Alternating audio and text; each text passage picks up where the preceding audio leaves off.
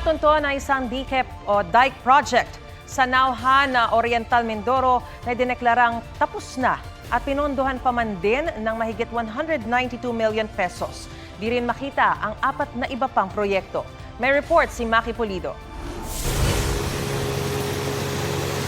Kabilang ang Oriental Mindoro sa mga flood-prone area na nabanggit ni Pangulong Marcos. Pangontra sana sa baha ang mga dike project doon tulad sa Sitio Dike, Barangay Apitong sa Nauhan. Idineklara itong tapos na pero nang puntahan daw ng team ni Senador Ping Lacson, wala silang nadat ng proyekto. Pinondohan ito ng 192.9 million pesos. Pinuntahan ng GMA Integrated News ang Barangay Apitong at nakausap namin ang kanilang kapitan. Ito po ang Sitio Dike. Yan po, kahit isa pong project na mega dike, wala po kayong makikita. Ay ako po, 50 years na dito na nakatira. Ay wala po, ito po ang Sitio Dike. Wala po kayong makita for year yata po ng 2024. Okay. Na sana kung naisagawa po yan, ay hindi na po naapektuhan itong barangay namin.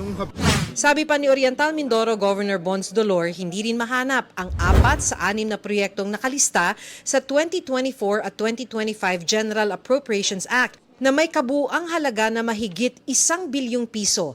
Sa 2024 budget, may 2 dike esplanade construction project para sa Sitio Dike. 300 million pesos ang halaga ng isa at 200 million pesos naman ang isa. Kung na-construct ba nito nila somewhere or hindi pa nila nagagawa, that I do not know. But definitely, wala.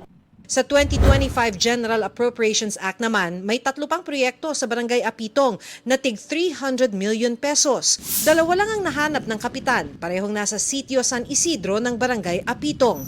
Ang isa may mga nakatambak na bakal at ilang nakabaong sheet piles. Ayon sa kapitan ng barangay, SunWest Inc. ang construction company na namamahala sa proyekto. Bakit niyo po alam na SunWest?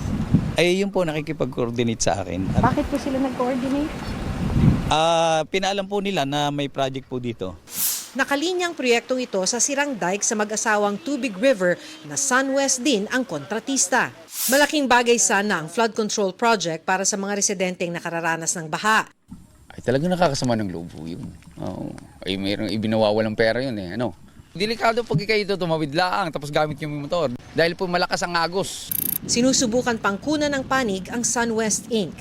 Sabi ng Media Office ng Department of Budget and Management, aalamin pa nila kung nailabas na ang pondo para sa 4 na proyektong hindi mahanap sa Barangay Apitong.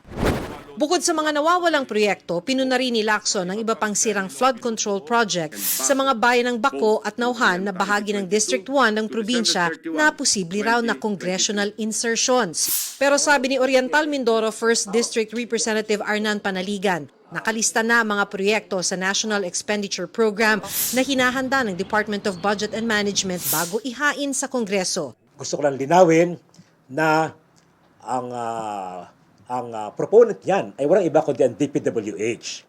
At yan ay kasama na sa National Expenditure Program or NEP na dumadating sa Kongreso.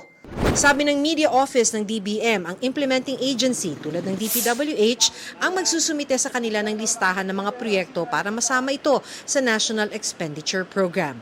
Sinusubukan pa namin kunan ng pahayag ang DPWH. Maki Pulido nagbabalita para sa GMA Integrated News. Huwag magpahuli sa mga balitang dapat niyong malaman. Mag-subscribe na sa GMA Integrated News sa YouTube.